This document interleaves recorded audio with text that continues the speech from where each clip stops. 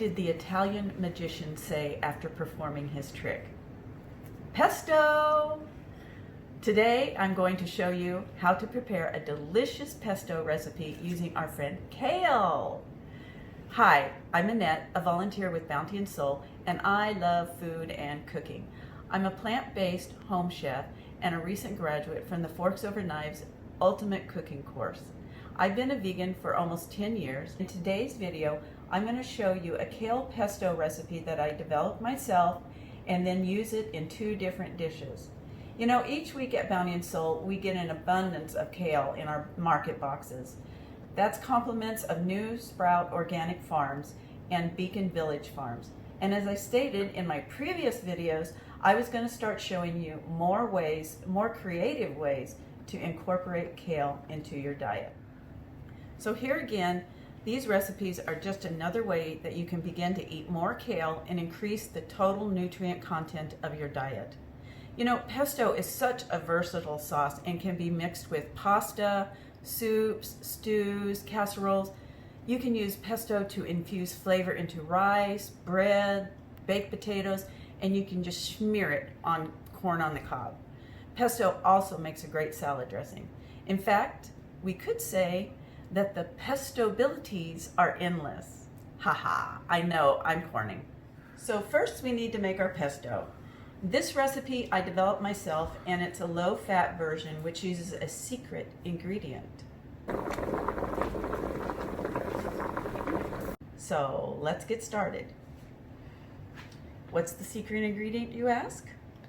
It's a potato.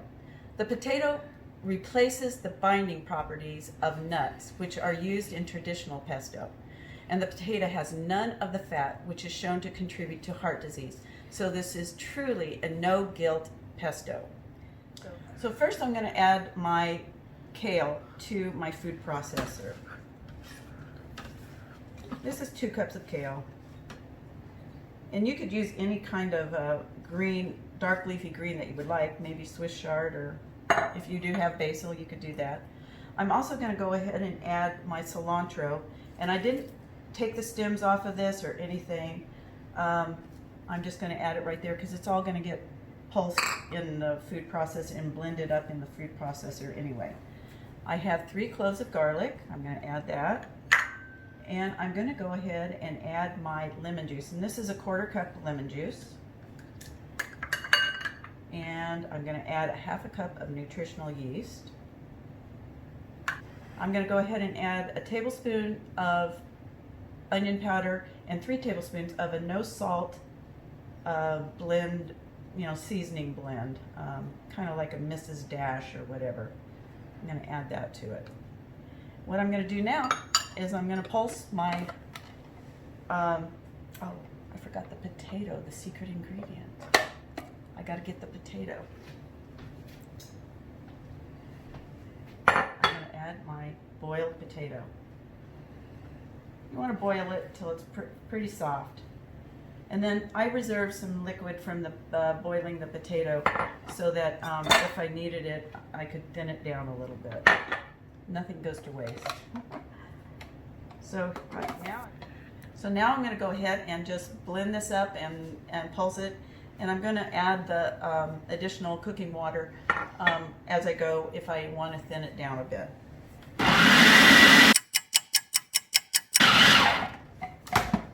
Let's see how that is. I'm going to go ahead and scrape down the sides here a little bit. I think I will add a little bit of the cooking water to it.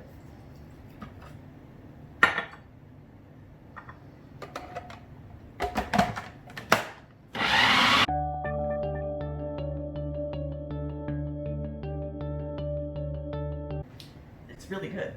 It smells really good. Taste it. That'd be really good on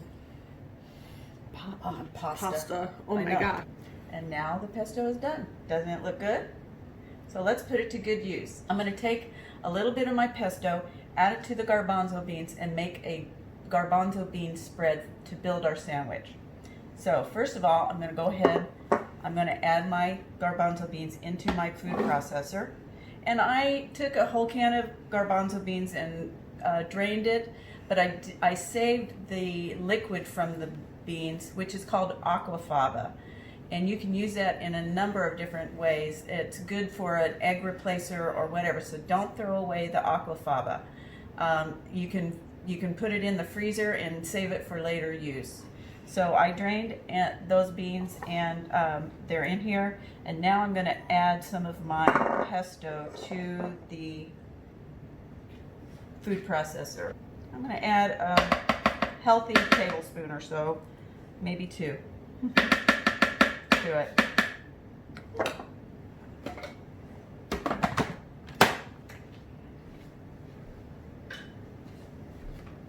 And I'm going to go ahead and blend that up. I'm not going to blend it till it becomes like a hummus. I'm going to make it more chunky and reserve some of the beans in there. So I'll blend it for a little while, and then I'll just pulse it until I get to the consistency that I want. And that looks pretty good. Let me scrape it down and make sure. Yeah, that looks pretty good. You can see here it's not completely mush. It's got some whole pieces and everything in there. It's gonna stay on our sandwich really good that way. I add a little bit of lemon juice to it, which is about a tablespoon or so of lemon juice. And I'm gonna turn it on again for a little bit just to get that lemon juice incorporated.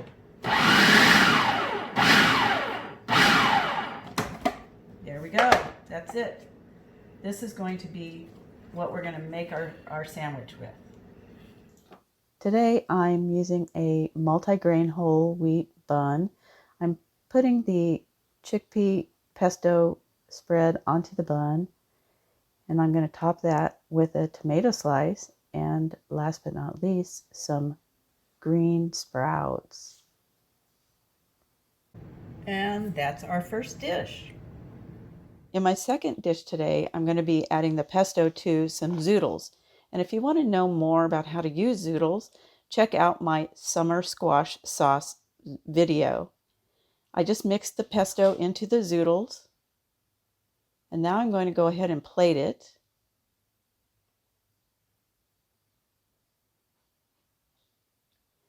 And on top of that, I will be adding some sliced radishes, which give it a really nice flavor combination. And on top of that, to top it all off with some pepitas. There's our second dish. And that's our 2 dishes. You can see how pesto is very versatile and can be used in a number of different recipes.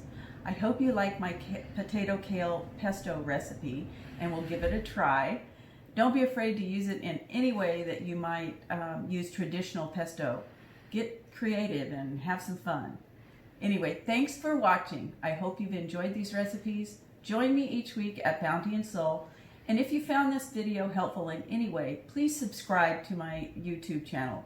It really helps me. This is Annette signing off for now. And remember to invest in your health by eating whole, unprocessed foods.